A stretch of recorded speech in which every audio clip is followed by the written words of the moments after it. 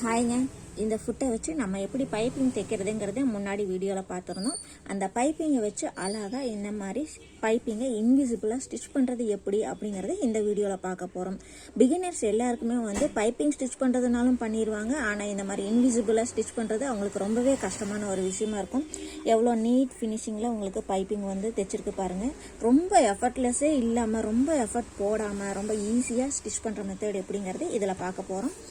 இதுக்கு நம்ம lining cloth, main cloth எடுத்துக்கோங்க. வைக்க வேண்டிய பைப்பிங் மேலே வரணும். எக்ஸ்ட்ரா கிளாத் கீழே வர்ற மாதிரி நம்ம அது நார்மலாக எல்லாருக்கும் தெரியும் இல்லையா, பார்த்துக்கோங்க.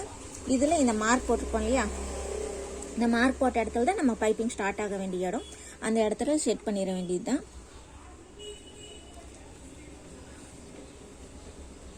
இந்த மாதிரி செட் பண்ணிவிட்டு ஈஸியாக நீங்கள் ஸ்டிச் பண்ணால் மட்டும் போதும். அந்த லைன் மட்டும் பார்த்துக்கோங்க,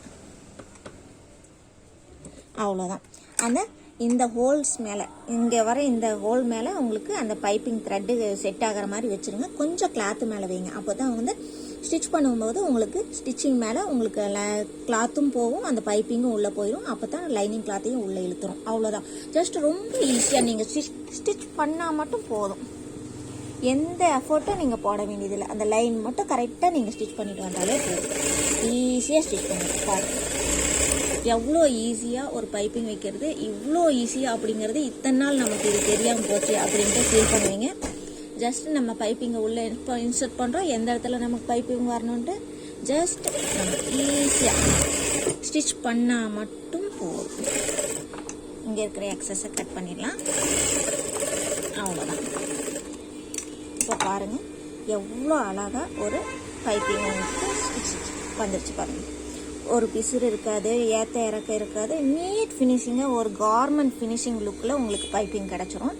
பாருங்கள் எவ்வளோ ஈஸியாக இருக்குது. சரி ஓகே, இதையும் நான் மடித்து அடிக்கணும். இப்போ என்ன பண்ணுறதுன்னா, ஜஸ்ட் நம்ம அப்படியே மடித்து திருப்பிட்டு லைனிங் மேலே வராமல் நல்லா நீட்டி விட்டு ஜஸ்ட் இந்த சைடு ஹோல் இருக்கு இல்லையா, இதில் இந்த பைப்பிங் த்ரெட்டு வர மாதிரி வச்சுட்டு ஜஸ்ட் நீங்கள் ஸ்டிச் பண்ணால் மட்டும் போதும்.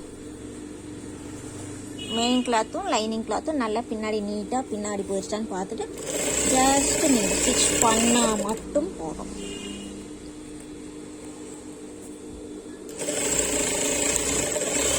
எந்த கஷ்டமும் இல்லை. ஈஸியாக பைப்பிங் வைக்கலாம். இத்தனை நாள் இது தெரியாமல் போச்சுன்னு கண்டிப்பாக ஃபீல் பண்ணிடுங்க. பாருங்கள், ஜஸ்ட் 2 செகண்ட்ஸில் ஒரு பைப்பிங் அடைச்சாச்சு. பாருங்கள், பின்னாடியும் தையல் ஈஸியாக வந்துருச்சு. பைப்பிங் ஃபினிஷிங் சூப்பராக வந்துருச்சு.